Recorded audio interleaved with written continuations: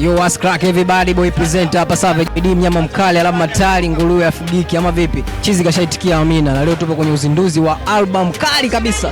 Bana, inaenda kwa jina la Close Away ya mwanangu Tekashi Aziishi. Na pembeni yangu hapa nipo na mkali ambaye pia amekuja kwenye uzinduzi wa albamu hii hapa. Tutapiga naye story mbili tatu, tutajua yupo hapa kama nani na vipi yani. Bana, mambo vipi?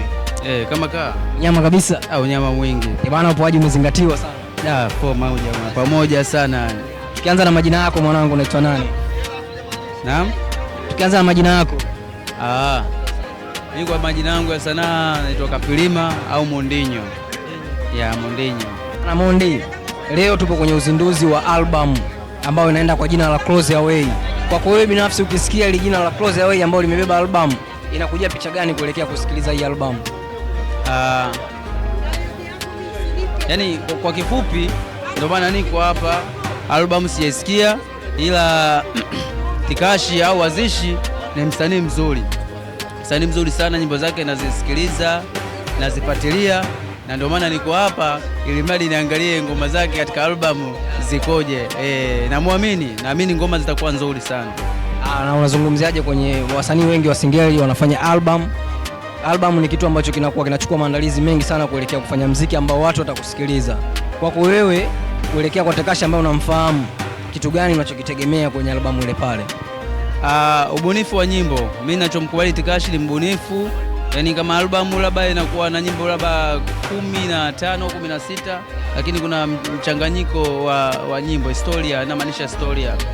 Base sehemu moja, anapiga stori za mapenzi, anapiga stori za maisha, anapiga stori, yani kuna mchanganyiko wa uandishi. Kwenye track list zimeachiwa kwa maana kuanzia 1 mpaka 15. Wewe katika kutumia zile titles za nyimbo gani ambayo unaona kabisa Tekashi akipita hii ngoma itakuwa hatari sana?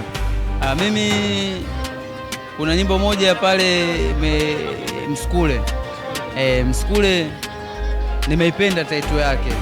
Kwa hiyo nataka nisikie mule ndani uwe Msukule, yani ni mtu wa design gani, kazungumzwa vipi huyu Msukule. Ndio nyimbo ambayo unakuwa namnayo sana kuisikia siku ya leo. Tukizungumzia swali gani ambalo wewe upendi kabisa kuulizwa?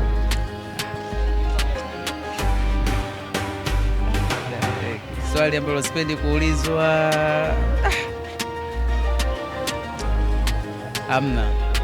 Kwa swali yote. Haya, uongo gani ambao wewe ushakudanganywa ambao unaona hapa mwanangu hapa ananipiga kamba yani?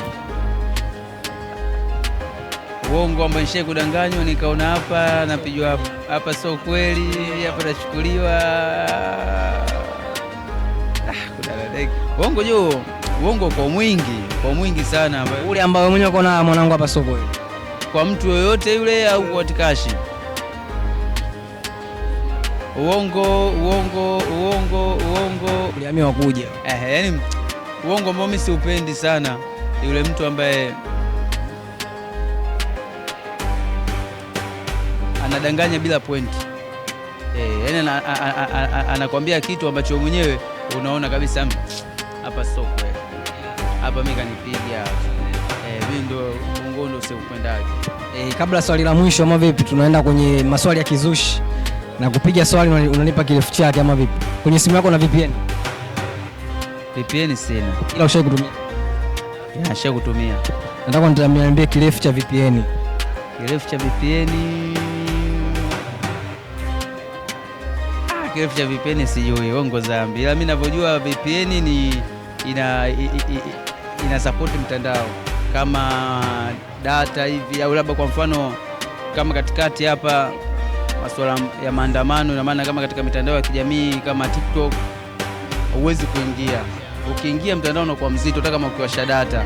Kwa lazima uwashe VPN isupport data. Mimi ndo najua hiyo. Bana, kama kapata nyinyi mtaniambia, mimi sijui kitu ama vipi?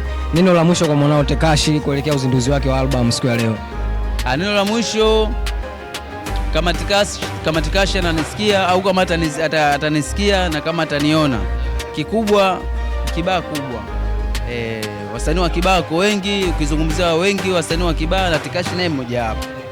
Kwa hiyo ninachoomba atulize akili, awe na uandishi mzuri, afikirie nyimbo nzuri, idea nzuri, aibebe Kibaha. Nachotaka sisi Kibaha inyanyuke.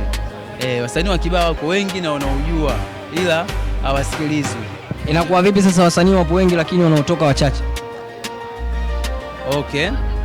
Kikubwa mimi naweza nikasema, kwa sababu mimi pia ni msanii, uvumilivu kutoka zamu. Unajua unaweza ukachia ngoma kali na ngoma kali kabisa, unajua hii ngoma kali, ila pia isiende. Unaona, kikubwa ni uvumilivu, kwa sababu wanajua, kwa sababu ngoma zinazotamba mtaani na ngoma za kwao wasanii wa Kibaha ukija kusikiliza ni sawa, zina uingiliano, au hata za Kibaha zikawa nzuri zaidi na zile ambazo tunazisikia mtaani zinafanya vizuri. Kwa hiyo kikubwa ni uvumilivu tu, ipo siku atasikika. Mabifu kwenye game ya Singeli, unaona kwa nafasi gani anarudisha mziki huu kwa baadhi ya wasanii? Mabifu kweli hapo. Wasanii wa Kibaha sema za ukweli hawapendani. Kila mtu atakujikuta yeye yuko juu, kila mtu atakujikuta yeye anajua, kila mtu atakujikuta yeye ndio kila kitu kwa mwenzake. Hiko ni kitu kimoja kibaya sana. Kwa hiyo sasa chukua fursa hii kwamba wewe kwa binafsi wanaokuangalia wasanii, tushajua kwamba kuna mabifu tofauti. Kwa hiyo unahisi ni namna gani au njia gani itumie ili hivi vitu viweze kupungua? Kikubwa heshima na nidhamu, sababu ninavyojua kuna sanaa alafu na kuna maisha nyuma ya sanaa. Kikubwa kuheshimiana, ujijue nani, usimame kwenye nafasi yako, na mwenzio naye pia umjue nani, asimame kwenye nafasi yake. Kila mtu amheshimu mwenzake kwa nafasi yake. Tukizingatia hilo tutafika mbali, kwa sababu mabifu yanaanzia vipi?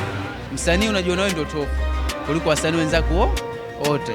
Kwa hiyo kile iko kitu kinamchukiza msanii mwingine, yule analinga, yule anajisikia, yule anaona. Kwa hata kama siku akikutana wanakuwa hawa happy kivile. Na kikubwa labda ninachotaka kusema, labda pia wasanii wao wana tabia ya kutembeleana. Jua wasanii wanapotembeleana, mnakaa mnapiga story, mnashare mawazo tofauti, mnashare idea. Naamini kabisa mambo yatakuwa vizuri. Bana, thanks for your time mwanangu. Tukasikilize ngoma ya katika albamu ya Close Away. Niko napiga story 2-3 na mwanangu Mondi ambaye pia naye yupo kusikiliza albamu hii ambayo ni kali kabisa ya Tekashi Azishi. Sina mengi ya kukwambia, tukutane stage ni ama nini? Shout out.